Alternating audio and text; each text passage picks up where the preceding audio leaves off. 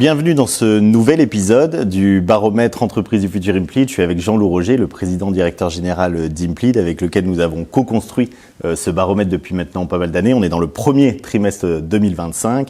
Toujours ce regard croisé et cette analyse qu'on souhaite vous partager. Deux éléments clés, Jean-Loup, qu'on a décidé de partager sur ce premier trimestre. Et le premier élément qu'on va aborder aujourd'hui, la transformation digitale des PME et des ETI et particulièrement leur maturité. On voit que globalement, toutes les PME et les ETI ont fait un vrai bond en avant ces 10 dernières années dans la transformation digitale, mais seulement 25% d'entre elles se sentent véritablement structurées ou leaders en ayant mis le digital au cœur de leur stratégie ou au cœur de leur modèle économique.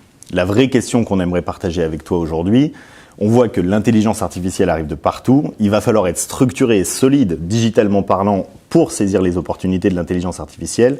Comment vont faire les 75% des entreprises qui ne sont pas encore au niveau de transformation digitale nécessaire pour saisir ces opportunités d'intelligence artificielle?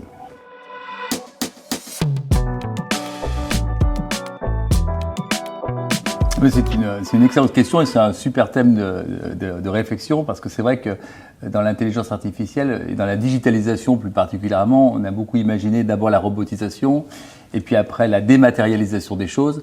Et finalement, ça touchait de manière assez périphérique la stratégie et l'organisation structurelle de l'entreprise.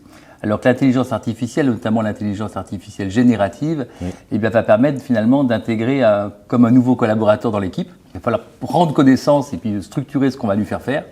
Et pour ça, je pense qu'il faut être très fort, être vraiment sur ses appuis, sur la stratégie et où on veut aller.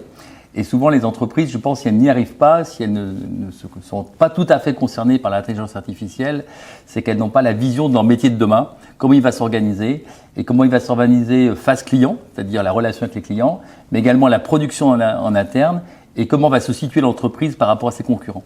Et je crois que d'abord dans l'intelligence artificielle, il faut d'abord imaginer comment va trouver l'entreprise, comment l'entreprise va trouver sa position sur son marché, et après comment on va intégrer ces nouvelles compétences qui vont toucher tout le monde, à la fois les gens qui sont en production, à la fois les gens qui sont dans les bureaux, à la fois les commerciaux, ce qui est un petit peu différent par rapport à ce qu'on avait prévu et ce qu'on avait vu précédemment.